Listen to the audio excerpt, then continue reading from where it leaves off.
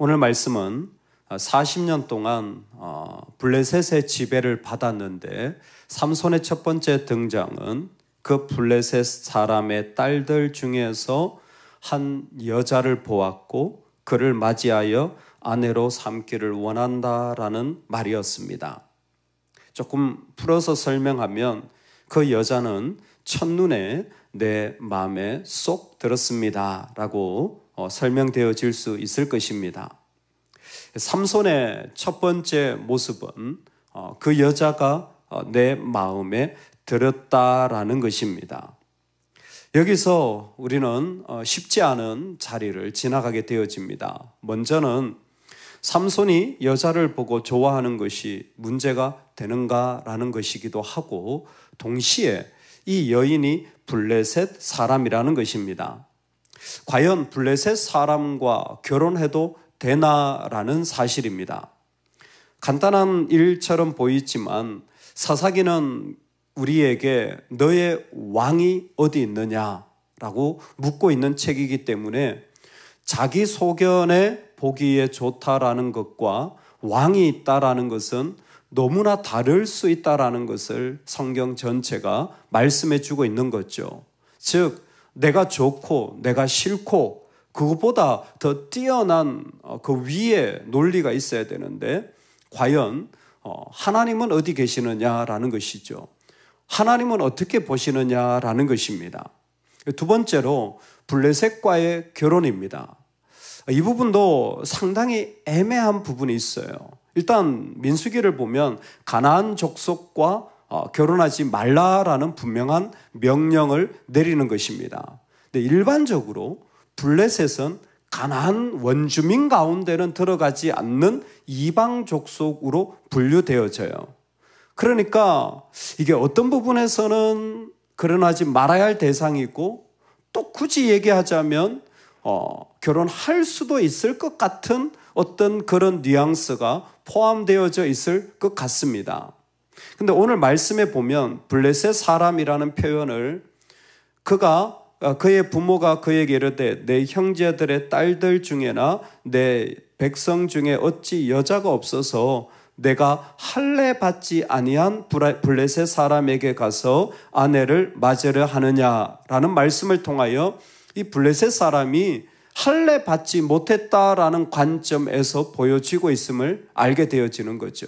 즉, 이 사람과 이 여인과 결혼하는 것 중에 율법에 옳지 않다라는 것입니다. 할례를 받지 아니한 백성이니까 결혼할 수 없는 분명한 선이 있다라는 것입니다. 그럼 율법이 금하니까 하지 말아야지. 4절입니다. 근데 더 특별한 말씀이 등장해요. 그때 블레셋 사람이 이스라엘을 다스린 까닭에 삼손이 틈을 타서 블레셋 사람을 치려 함이었으나 그의 부모는 이 일이 여호와께로부터 나온 것인 줄은 알지 못하였더라. 아멘. 좋아서 결혼해도 되나? 아니야. 왕의 소견을 잘 살펴봐. 블레셋 사람과 결혼해도 되나? 가나안 족속과는 하지 말아야 되는데 그들도 할례 받지 않은 족속이기 때문에 하지 마라는 것이 마누아와 그리고 그의 아내의 생각이었을 것입니다. 그런데 4절에서는 블레셋 사람이 이스라엘 다스린 까닭에 삼손이 틈을 타서 블레셋 사람을 치려 함이었으나, 즉 이 계기를 통하여 삼손은 이스라엘의 어떠한 독립이나 이스라엘의 어떠한 이 억압으로부터 해방의 기회를 가질 수 있는 하나님의 놀라운 계획이었다라는 거죠. 여호와께로부터 나온 것인 줄 알지 못하느냐. 삼손의 이야기가 이게 맞느냐 아니냐라는 문제인데 율법을 비춰봐도 이건 금해져야 되는데 하나님은 뭐라고 말씀하시냐면 여호와께로부터 나온 것인 줄 알지 못하였다라는 거예요. 여러분 참 이게 우리의 세계입니다. 우리가 걸어가는 일들 속에 우리가 하는 일이 옳으냐 묻는다면 옳지 않은 일들이 많아요. 다 맞느냐 묻는다면 맞지 않는 일들이 많아요. 심지어 말씀에 비추어서도 그 일들을 보면 참 그게 마땅하지 않다고 분명하게 얘기할 수 있을 것입니다. 그런데 하나님은 율법의 경계를 넘어서 여호와께로부터 났다라고 말씀하시는 거예요. 이게 삼손에게 임한 하나님의 모습입니다. 그러면 우리는 뭘 봐야 될까요? 삼손을 봐야 될까요? 그 위에 역사하실 하나님을 봐야 할까요? 우리에게 믿음의 삶에 영원의 자리가 있다면 여호와께로부터 나온 것인 줄 알게 되는 은혜가 있기를 주의 이름으로 축원합니다. 삼손의 이 블레셋 여인과의 결혼의 이야기는 사실 인간적인 냄새가 풀풀 풍기고 그 안에 율법의 선을 넘어가는 일들이 참 많이 보여집니다. 그럼에도 불구하고 하나님이 주권적으로 그 모든 일들을 계획하시고 이루시고 계시다는 사실이에요. 오늘 우리가 가지고 있는 삶의 자리들 속에 하나님의 일들이 이루어질 수 있습니다. 하나님이 계획하셔서 이루어가는 백성이 우리의 삶입니다. 할렐루야. 하나님의 주권을 인정해 나가시기를 주의 이름으로 축원합니다. 아멘. 그렇게 여호와께로부터 난 것인 줄 알지 못하느냐 한 이야기 뒤에 이제 부모와 함께 딥나에 내려가 그 포도원에 이르게 되어지는 일들이 일어나게 되어집니다. 한 사건이 다시 일어나게 되죠. 젊은 사자가 소리 지를 때 여호와의 영이 찢어서 죽이는 사건입니다. 어떻게 보면 다시 한번 율법과 옳음과 사망이 교차되는 지점이에요. 근데 그 사자를 찢어서 죽였어요. 그는 자기가 행한 일을 부모에게 알리지 아니하였더라. 그가 내려가서 그 여자와 말하니 그 여자가 삼손의 눈에 들었더라. 그 여자를 맞이하려고 다시 가다가 돌이켜보니까 사자의 죽음에 꿀이 벌떼와 같이 있는 것을 보게 되어집니다. 사자의 죽음에 꿀이 벌떼와 같이 있는 것을 보게 되어져요. 그 꿀을 떠다가 부모에게 이르고 그것을 먹게 하고 자신은 그것이 죽은 사자에게서 나왔다고 말하지 않게 되어집니다. 우리는 금방 이 본문을 보면서 지금 삼손이 나실인 법을 어기고 있다는 것을 알게 되어지는 거죠. 첫 번째 나실인 법은 포도주를 마시지 마라. 두 번째 머리를 깎지 마라. 세 번째 죽은 것을 만지지 마라입니다. 그런데 삼손은 죽은 사자의 몸에 꿀이 담겨져 있는 것을 뜨다가 자기 부모에게 주기까지 하는 일들이 일어나게 되어지는 것입니다.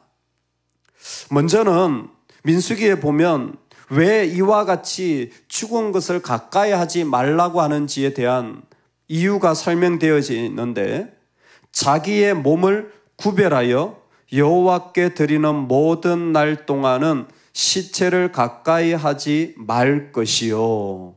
아멘. 즉 시체를 가까이 하지 말라는 것은 자신의 몸을 구별하여 드리는 행위이기 때문에 그렇습니다. 왜 죽음을 피하라라고 말하냐면 너는 구별되어져야 한다라는 것입니다. 삶의 모든 영역에 구별되어져서 살아가야 할 삶을 순종하라는 거예요. 죽은 사자의 꿀이라는 것은 겉보기에는 달콤해도 하나님이 보실 때 그것이 부정한 것이라면 구별하라는 것입니다.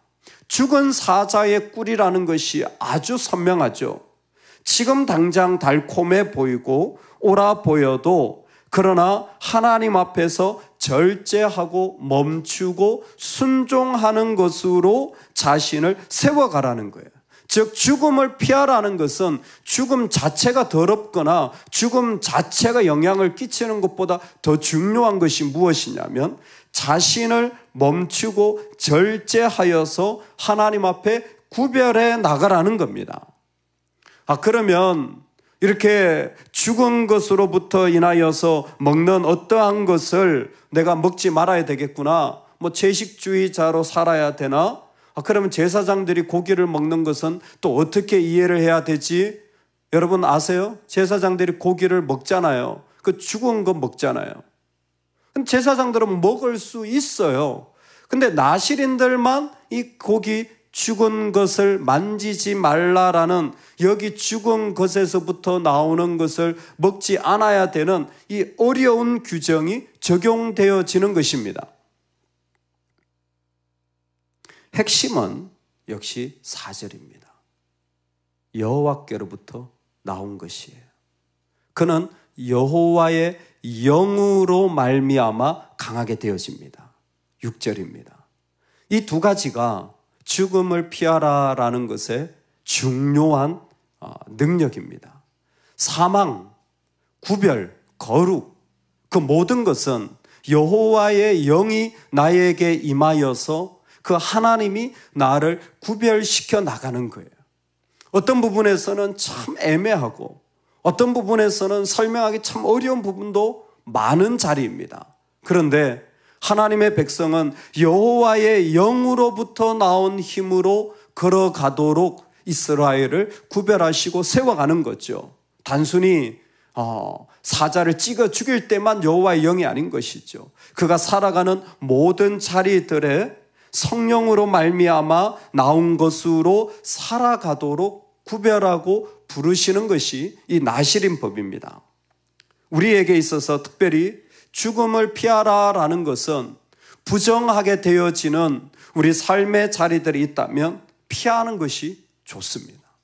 그것이 내 영을 죽인다면, 그것이 내 삶의 믿음을 죽인다면, 그와 같은 것들이 내 믿음을 죽인다면, 왜냐하면 이 세상엔 그런 것들이 끊임없이 끝도 없이 일어나는 어둠의 영역이기 때문에 끝도 없이 일어나는 영역 속에 성령으로 말미암아 순종할 때만 그 모든 것이 예수 그리스도의 보혈로 씻어지고 없어지기 때문입니다. 할렐루야.